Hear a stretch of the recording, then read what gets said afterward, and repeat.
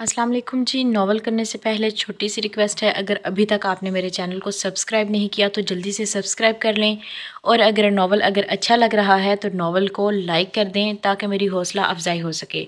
तो चलिए चलते हैं आज की नेक्स्ट एपिसोड की जानिब। वो भागती हुई वाइट हाउस में दाखिल हुई। बिलाल लॉन में बैठा फेबरी गन को हाथ में लिए घुमा रहा था। बिलाल, उसने भागते हुए उसे पुकारा। बिलाल ने पीछे मुड़कर देखा तो महावीरा फूलते हुए सांस के साथ घुटनों पर हाथ रखे झुककर खड़ी थी। महावीरा, क्या हुआ? वो चलता हुआ उसके करीब आया और उसे पास पड़ी लकड़ी की कुर्सी पर बिठाया। बिलाल, शहरोज नाम का एक सीक्रेट एजेंट है, वो तुम्हारा केस सॉल्व कर रहा है। उसे तुम्हारे ठिकाने का पता चल गया है। वो 2 घंटों में यहाँ रेटिंग करने आ रहा है। वो फूलते हुए सांस के साथ बमुश्किल बोल पा रही थी। बिलाल उसकी बात सुनकर हैरान हुआ। उसे मेरे ठिकाने का कैसे मालूम हुआ? उसने महा से सवाल किया। मैं नहीं जानती बिलाल, मैं बस तुम्हें खोना नहीं चाहती। तुम यहाँ से भाग जाओ बिलाल, तुम्हें कुछ हुआ तो मैं मर जाऊंगी। अब वो रोने लगी थी। महा, मेरी जान, कुछ नहीं होगा, मुझे खुद पर काबू पाओ। उसने महा को पकड़कर सीने से लगाया। बिलाल, मैं डरती हूँ तुम्हें खोने से। महावीरा हिचकियाँ लेते हुए रो रही थी। कुछ नहीं होगा मुझे, सुन रही हो ना? अब वो उसके बाल सहला रहा था। महावीरा, तुम मेरा एक काम कर सकती हो? बिलाल कुछ सोचते हुए बोला। मैं तुम्हारे लिए कुछ भी कर सकती हूँ बिलाल, तुम कहो क्या करना है। उसने अपना चेहरा बिलाल के सीने से हटाकर उसकी तरफ देखा। महावीरा, शहरोज ने मेरे एक आदमी को पकड़ा है। मुझे लगता है उसने उसी से उगलवाया है जो उसे मेरे ठिकाने का मालूम हुआ है। तुम्हें शहरोज को ऑफिस मालूम करना होगा। वहाँ मेरे आदमी को आज़ाद करके तुम्हें ये मोबाइल देना होगा। उसका नाम वकास है। उसने जैकेट की पॉकेट से मोबाइल निकालकर महावीरा के हाथ पर रखा। लेकिन मैं कैसे? वो परेशान हुई। तुम ये कर सकती हो मेरी जान। अगर वो लोग उससे बाकी बातें भी उगलवाने लगे तो माजी में किए हुए जुर्मों की सज़ा मुझे अब मिलेगी। हो सकता है मुझे कुछ साल जेल में गुजारने पड़ें। वो परेशान हुआ। नहीं बिलाल, मैं तुम्हें खुद से दूर नहीं कर सकती। तुम कहीं नहीं जाओगे मुझे छोड़कर। वो फिर से रोते हुए बिलाल के सीने से लगी। फिर तुम्हें मेरे लिए ये करना होगा महा। बिलाल ने उसके गिर्द बाजुओं का घेरा तंग किया। मैं करूँगी तुम्हारे लिए, कुछ भी करूँगी। महावीरा कपकपाती आवाज़ के साथ बोली। रात के वक्त तुम वहाँ जाओगी और ये काम करोगी। बिलाल ने महावीरा का चेहरा अपने मुकाबिल किया और उसके सुर्ख रुखसारों पर अपने अंगूठों से आंसू साफ किए। और अभी जो 2 घंटों में यहाँ रेटिंग करने वाले हैं उसका क्या? तुम कहाँ जाओगे? मेरे पास बहुत से ठिकाने हैं मेरी जान, तुम बेफिक्र हो जाओ। मेरा कोई कुछ नहीं बिगाड़ सकेगा। उसने महावीरा की पेशानी पर लब रखे। तुम मुझसे वादा करो, तुम जहाँ भी जाओगे मेरे कांटेक्ट में रहोगी, और मेरी एक दिन भी तुमसे बात ना हुई तो मैं मर जाऊंगी। वो फिर से रोने लगी थी। मैं वादा करता हूँ मैं तुम्हारे कांटेक्ट में रहूँगा और आइंदा ऐसे अल्फाज मैं तुम्हारे मुंह से ना सुनूँ। तुम्हारे बगैर मेरा कोई वजूद नहीं। महावीरा फिर से उसके सीने से लगी, जैसे उसे बिलाल को खो देने का डर हो। शहरोज ने बिलाल का ठिकाना देख लिया था। वो महावीरा की तरफ से परेशान था कि कौन सा ताल्लुक़ है उसका बिलाल खान के साथ, जो वो इतनी परेशानी में फुल स्पीड में गाड़ी चलाकर उसके पास पहुंची थी। अब जो भी था, उसे बिलाल जैसे शख्स से महावीरा को बचाना था। उसे अब महावीरा की फ़िक्र थी। आहिल 2 घंटों से जायशा का हाथ पकड़े उसे मुसलसल देखे जा रहा था। जायशा खुद बीमार थी, मगर आहिल के सामने वो अपना दर्द भूल गई और उसके सामने बैठी रही। जायशा ने रेहान के मोबाइल से अपने घर कॉल करके बता दिया था कि आहिल को होश आ गया है और उसने आहिल को माफ़ भी कर दिया है। कुछ ही देर बाद सिद्दीक और रुखसाना आहिल को देखने के लिए हॉस्पिटल पहुँचे। आहिल की तबीयत अब भी कुछ बेहतर हो चुकी थी। सुल्तान साहब ने आहिल की जायशा के लिए मोहब्बत देकर एक फ़ैसला किया। अब वो जायशा के माँ बाप से बात करने वाले थे। रेहान ने सुल्तान साहब को ये बताया था कि आहिल का पहले किसी लड़की के साथ नॉर्मल सा अफेयर था, जिस वजह से जायशा गुस्सा हुई और उसे छोड़ने का फ़ैसला किया। कमरे में आहिल और जायशा दोनों की फैमिली मौजूद थी। रेहान और महावीरा आहिल के बेड की एक तरफ बैठे थे और जायशा दूसरी तरफ। सुल्तान साहब, सिद्दीक और रुखसाना दीवार के साथ लगी कुर्सियों पर बैठे थे। सिद्दीक साहब, रुखसाना बहन, मुझे आपसे कुछ बात करनी है। सुल्तान साहब बोले। जी कहिए भाई, क्या बात है? रुखसाना बोली। सभी उनकी तरफ मुतवज्जो हुए।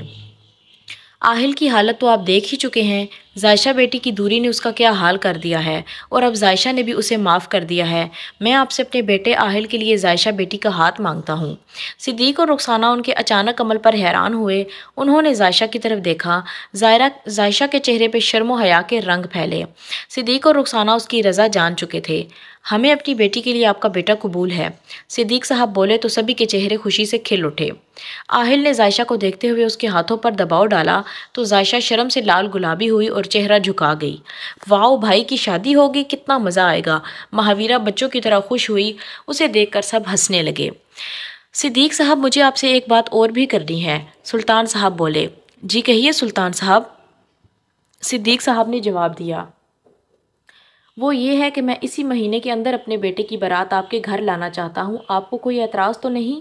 सुल्तान साहब की बात सुनकर आहिल का दिल चाहा वो झट से उठे और उनका मुंह चूम ले, मगर अपनी हालत को मद्देनज़र रखते हुए उसे आराम से लेटे रहना ही मुनासिब लगा।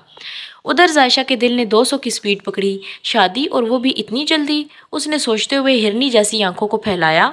महावीरा और रेहान ने उसकी हरकत नोट करके होंठ दांतों तले दबाया। मैं तो राज़ी हूँ, तुम क्या कहती हो Rukhsana?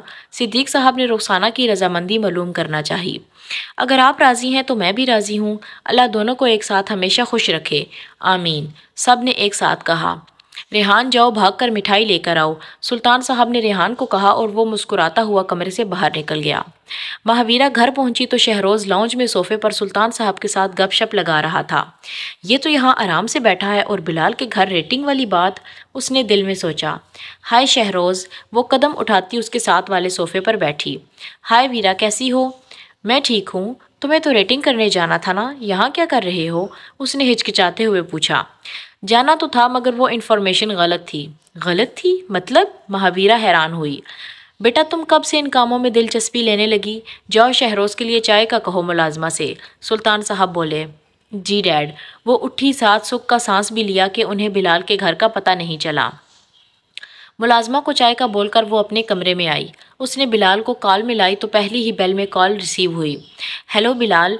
Yes my wife. Bilal, Shahroz को तुम्हारे घर के बारे में जो इन्फॉर्मेशन मिली थी वो गलत थी, मतलब उन्हें नहीं मालूम कि तुम कहाँ हो। महावीरा आहिस्ता आवाज़ में बात करती उसे समझा रही थी। अच्छा, शुक्र है उन्हें नहीं मालूम हुआ, बिलाल ने जवाब दिया। अच्छा महा, तुम आज ही शहरोज़ का ऑफिस मालूम कर लेना। जितना जल्दी वकास वहाँ से निकल आए उतना ही अच्छा है मेरे लिए।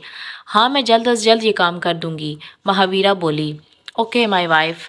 बिलाल ने बाय बोलकर कॉल डिस्कनेक्ट की। उसके होंठों पर कातिलाना मुस्कुराहट रोनुमा हुई।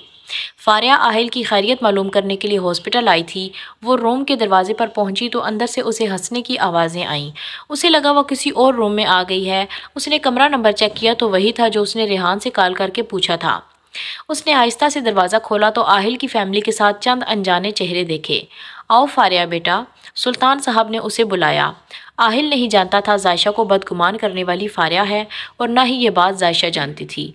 फारिया की नज़र आहिल के साथ बैठी छोटी सी लड़की पर पड़ी। बिलाशुबा ज़ायशा आहिल से 6 साल छोटी थी। आहिल 26 साल का था और ज़ायशा 20 साल की। उसकी नज़र ज़ायशा के हाथ पर पड़ी जो आहिल ने अपने हाथ में लिया हुआ था। उसे मालूम हो चुका था यही वो लड़की है जिसने आहिल को अपने पीछे दीवाना बना रखा है। उसके दिल में तूफान उठने लगे। ज़ायशा को आहिल की हकीकत बताने के बाद भी वो उसके पास आहिल के हाथ में हाथ दिए बैठी थी। ये कैसे मुमकिन था? क्या हुआ फारिया आपी? महावीरा ने उसे खामोश खड़े देखा तो पूछा। हाँ कुछ नहीं, फारिया सोचों से बाहर निकली। कैसे हो आहिल? वो आहिल को फूलों का गुलदस्ता देते हुए बोली। बेहतर हूँ, वो फूल पकड़ते हुए बोला। लो जी, आ गई मिठाई। कमरे में रेहान दाखिल हुआ। उसकी नज़र फारिया पर पड़ी और फारिया ने उसके हाथ में मिठाई की टोकरी को हैरत से देखा। रेहान के होंठों पर फातिहाना मुस्कुराहट फैली क्योंकि आहिल और ज़ायशा की शादी तय होने वाली थी और ये बात फारिया के लिए सदमे से कम न थी। वो उसकी बचपन की दोस्त ज़रूर थी, मगर उसने आहिल के साथ जो किया था रेहान को उससे बिल्कुल तवक्को न थी। उसने फारिया को जब रोका तो फारिया ने उससे झूठ बोला कि अब वो सुधर गई है। रेहान भाई खड़े क्यों हो, इधर लाए ना मिठाई। महावीरा को गुलाब जामुन बहुत पसंद थे, इसलिए वो बेसब्री हुई। रेहान ने मिठाई टेबल पर रखी और खड़ा रहा। महावीरा मिठाई की टोकरी खोलने लगी। अरे रुको बेटा, अभी मुंह मीठा करने से पहले मैं एक रस्म करना चाहता हूँ, सुल्तान साहब बोले। सब ने सवालिया नज़रों से देखा। सुल्तान साहब ने जैकेट की पॉकेट से प्यारी सी डिबिया निकाली और उसे खोलकर गोल्ड की खूबसूरत रिंग आहिल की तरफ बढ़ाई। ये तुम्हारी माँ की निशानी है आहिल, इसे ज़ायशा बेटी के हाथ में पहना दो। سلطان صاحب کے کہنے کی دیر تھی کہ آہل خوشی کا مارا بیٹھنے لگا مگر اس سے اٹھا نہ گیا۔ ریحان نے آہل کی بیٹھنے میں مدد کی۔ مہاویرا اپنے ڈیڈ کی بات سن کر بہت خوش ہوئی اور ادھر فاریہ کے سر پر پہاڑ پہ پہاڑ گر رہے تھے۔ اس نے کیا سوچا تھا اور یہ کیا ہو رہا تھا؟ آہل کے ہاتھ میں زائشہ کا ہاتھ پہلے سے ہی موجود تھا۔ اس نے زائشہ کی انگلی میں رنگ ڈالی تو زائشہ نے چوری سے آہل کی طرف دیکھا۔ آہل اسے آنکھوں میں خمار لیے دیکھ رہا تھا۔ زائشہ نے فوراً نظریں جھکا لی۔ سب نے آہل اور زائشہ کو مبارکباد دی سوائے فاریہ کے۔